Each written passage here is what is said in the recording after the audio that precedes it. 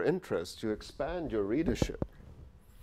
So if you take the extreme example, let's say that you would be in biotech, for example, and you would like to make a magazine about biotech. Now, if you make a magazine only for the biotech engineers, then you would get only this circle, right?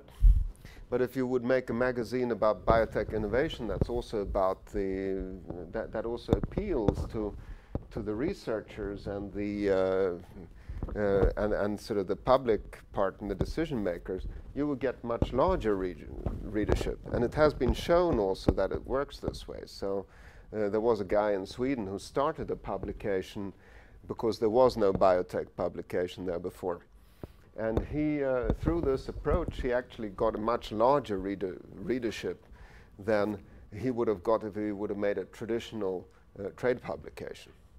He even got a prize, I think. It was he had the highest packing grade of advertisement in any first launch in history in IDG Sweden. And it was the fastest growing publication and so forth and so forth. There, yeah. Okay, so I'd like to again then point at the similarity between the democratic system and the innovation system. So in both systems, it's a competition between ideas, okay? Because let's say we have money to introduce something new. I'm a venture capitalist. I'm going to help put in something new in society. Well, lots of people are competing for my money, and I can't go for everything. So some people are going to get through their ideas. Some are not going to get through their ideas. And in order to get through their ideas and be in control, they're going to make alliances, compromises. They're going to have conflicts. They're going to fight for attention. Now, the difference is that in the democratic system, the winners get to implement their ideas on society. And in the innovation system, winners get to implement their ideas on the market. But otherwise, pretty much the same. So here we see that we must have news covering it, or it won't be good democracy. Here, it's actually the same, but it hasn't really been recognized the same way. When people discuss innovation systems, they don't really discuss the necessity of independent journalism. And this is also something that the guys who designed the Lisbon process missed. And all the people who have these theories about how innovation systems works and so on, which gave the input for the Lisbon process, had not brought it up. And this is why I believe that the Lisbon process never really made it. They never had a strategy for communicating to the people of Europe, you know, to discuss these things. They thought you could do it with brochures and stuff. No, you have to have independent journalism who writes not what the decision makers think, but who write for the, you know, what they themselves, their own interpretations for the general audience. And this is how to bring up the discussion about things, how to do best. All right. Here's the definition again. So innovation journalism is journalism covering innovation, and innovation is a process, and it's an ecosystem, and it's lots of opportunities and lots of stories for covering it. It's not only writing about gadgets. Now, innovation journalism is new as a concept and community. It's not new as a practice.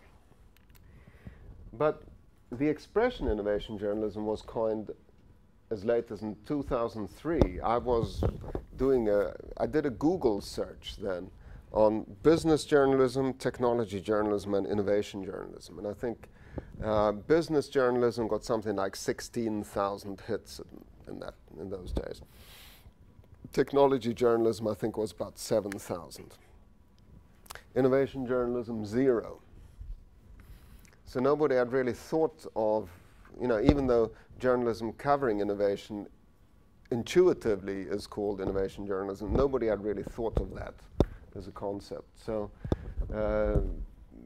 it turned out that our program then for innovation journalism was actually the first of its kind. So it's a combination of business, technology, political, and cultural journalism.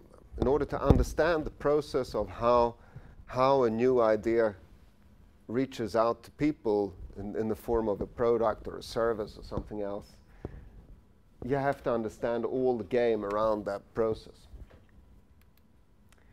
And if you do that, then you can start discussing innovation from the sort of bigger point of view. You can start understanding, who depends on who in building the market for the mobile internet. I mean, it's a relevant question today. Society is investing rather big money in building 3G networks in the United States. Now they're building something called WiMAX, which is supposed to become cheaper, and it's more like wireless LANs. And it sounds like technology, but hey, the people are paying rather much of taxpayers' money or in subsidies to companies that are building vast networks and so forth. It's it's a very sort of important thing to understand, but it's also very complicated. But if you can understand that and look into it, then you can also start evaluating the progress of companies and societies by looking at these interactions, by looking at how the innovation is working and what they're doing right and what they're doing wrong. If you can do that, then you can also start discussing what's our society's ability to innovate. Or do we have a good ability of pushing out new things?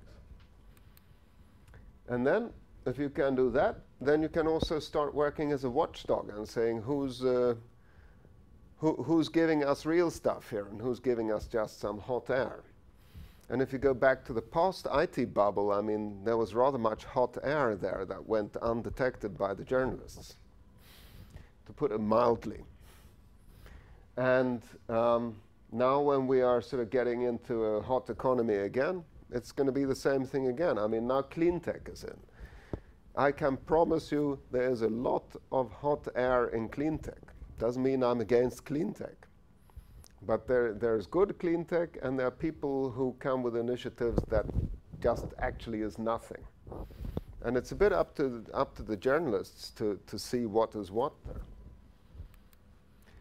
So why isn't this developing faster by itself? Why isn't journalism picking this up now if it is so important and if it is a good market? Well, here is, I think, what we found is the basic the basic reason to it. This is the typical newsroom, right? You have a newspaper, or you have a television show, a television channel, and then you have one editor for science, one for technology, one for business and finance, one for politics, one for culture. And it's a vertical organization, so that these guys decide over what's on their pages.